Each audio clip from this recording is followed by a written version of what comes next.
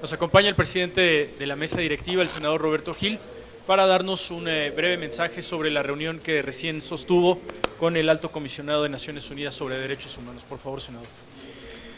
Muy buenas tardes tengan todos ustedes. Muchas gracias por atender esta convocatoria. En efecto, hace unos minutos hemos concluido una reunión de aproximadamente una hora con el Alto Comisionado de Naciones Unidas para los Derechos Humanos, con una delegación que viene acompañándolo y, por supuesto, la representación en nuestro país de esa oficina. En esa reunión, el Alto Comisionado ha hecho preguntas muy concretas a las y los senadores en materia de los avances que existen en el fortalecimiento de las capacidades institucionales del Estado mexicano en materia de tortura, desaparición forzada de personas, arraigo, uso de la fuerza, justicia militar, combate a la corrupción, entre otros aspectos. Participaron en esta reunión por parte del Senado de la República 10 senadoras y 10 senadores que intervinieron de manera directa para responder estas preguntas. Las 10 senadoras y los 10 senadores son integrantes de todos los grupos parlamentarios que dieron su visión particular con respecto a estos temas y también con respecto a la situación que vive nuestro país en materia de derechos humanos. Le expusimos al Alto Comisionado que el Senado de la República participa no solamente en la función legislativa y de control sobre la política de derechos humanos, sino que también ha asumido un protagonismo muy intenso en la promoción y defensa de los derechos humanos. Le hemos dicho que muchas de las iniciativas que se han aprobado en materia de derechos humanos, que buena parte de las legislaciones que se han aprobado en la materia, no solamente han tenido el concurso de todas las fuerzas políticas representadas en este Senado, sino que también han sido iniciativas respaldadas, suscritas y avaladas por las distintas fuerzas políticas. Y eso revela que la pluralidad que se vive en este Senado no ha sido obstáculo para un compromiso fuerte, para un compromiso decidido en la promoción y defensa de los derechos humanos. Le hemos explicado al Alto Comisionado de Naciones Unidas que si bien tenemos frente a nosotros enormes desafíos, que si bien reconocemos la realidad dramática que se vive en nuestro país en torno a los derechos humanos, también tenemos y podemos reconocer importantes avances. El Estado mexicano ha ratificado 210 tratados internacionales que hoy son letra directamente aplicable por cualquier juez, por cualquier magistrado en cualquier situación y conflicto de naturaleza jurisdiccional. El país, nuestro sistema jurídico, se ha abierto a los tratados internacionales y hoy en cualquier conflicto que se resuelva ante un juez, el juez puede invocar un tratado internacional e incluso puede y tiene la posibilidad de separarse de una ley vigente cuando esa ley vigente, emitida y aprobada por los órganos políticos nacionales, sea contradictoria con los tratados internacionales.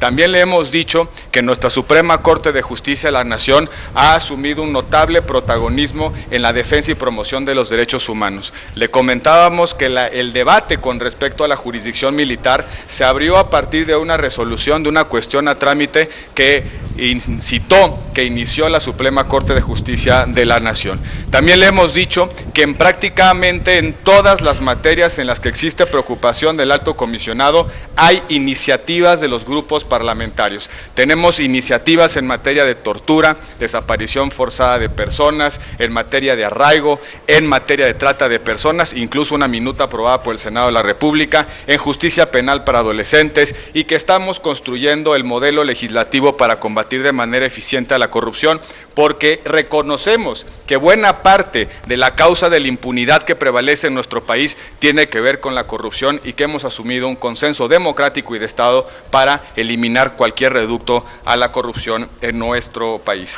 También le hemos dicho que podemos fortalecer la colaboración con la oficina del Alto Comisionado, que no solamente han sido invitados y hemos contado con su asistencia técnica en la elaboración de iniciativas y en la dictaminación de las mismas, sino que existen otras agendas importantes en las que podemos fortalecer esa asistencia técnica, como por ejemplo en la protección de periodistas y de defensores de derechos humanos, en la generación de mejores capacidades para la defensa de derechos humanos en los estados, fundamentalmente en el fortalecimiento de las comisiones estatales y en la elaboración de mejores programas estatales de derechos humanos, que hay también todo un reto en materia de violencia de género y en trata de personas que, dado el sistema federal mexicano, ha encontrado en la distribución de competencias dificultades para garantizar la eficacia del Estado mexicano, y por supuesto también le hemos hecho una invitación, un exhorto muy respetuoso a que concurramos juntos, el Senado de la República y la Oficina del Alto Comisionado, no solamente en la construcción de una política integral para la atención de los migrantes centroamericanos,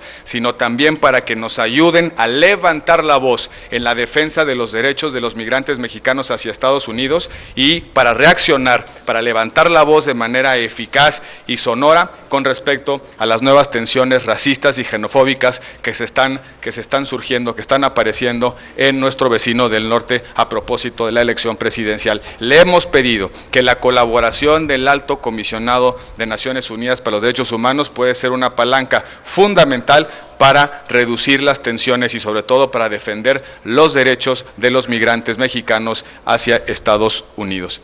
Estoy a la orden para cualquier pregunta o comentario. Silvia Garduño, del periódico Reforma. ¿Qué tal? Buenas tardes, senador. Quisiera preguntarle cuál es el sentir del Senado de la República respecto a lo que han expresado varios mecanismos internacionales, incluidos algunos de Naciones Unidas, que han utilizado el término de violaciones de derechos humanos generalizadas o sistemáticas. La semana pasada estuvo aquí la Comisión Interamericana, pero no es el único mecanismo internacional que se ha pronunciado en este sentido, y pues bueno, mañana que concluye el Alto Comisionado su visita al país, no sorprendería que nuevamente utilizara estos términos. En ese sentido, no sé si nos pudiera dar un comentario al respecto. Gracias. Prácticamente todas las fuerzas políticas reconocen que tenemos una situación delicada en materia de derechos humanos. Por supuesto, se difiere en cuanto a la intensidad, pero también se difiere con respecto a lo que debemos hacer hacia adelante. Este país, como lo reconoció el Alto Comisionado de Naciones Unidas, es un gran país. Es un país que no se esconde sus problemas. Es un país que no se abate frente a los problemas, sino que los enfrenta con determinación. Y eso es justamente lo que estamos haciendo en materia de derechos humanos. No escondemos nuestros problemas, al contrario, los reconocemos.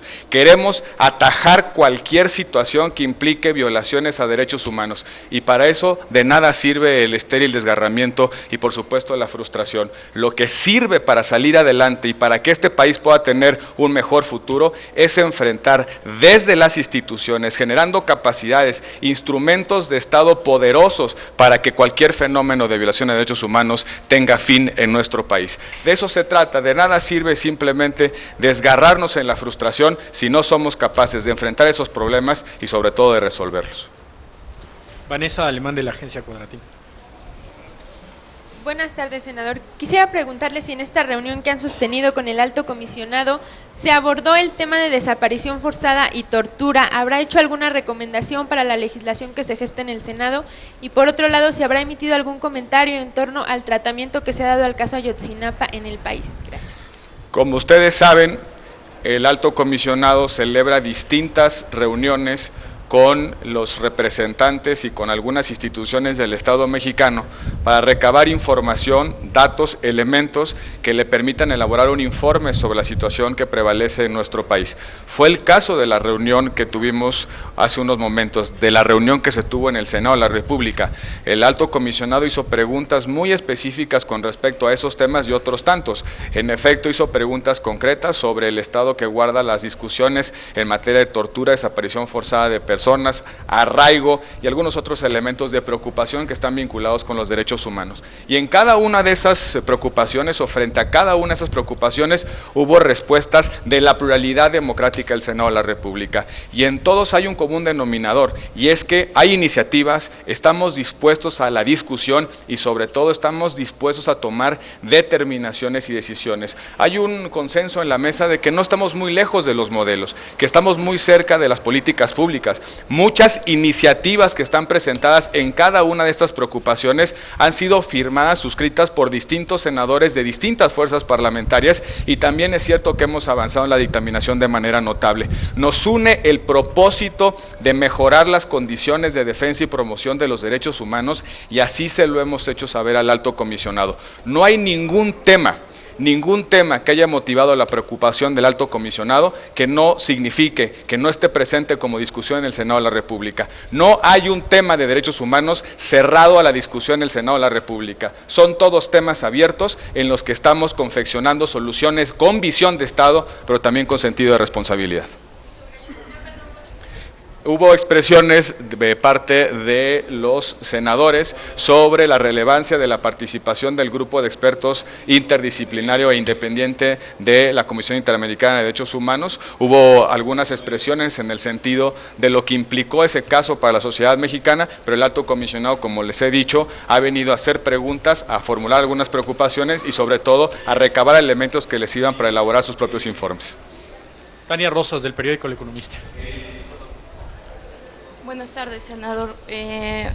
Quiero preguntarle cuál fue la respuesta del alto comisionado a esta petición que le hicieron de tomar la bandera de la ONU para reprochar las violaciones o la xenofobia a migrantes en Estados Unidos, ¿no?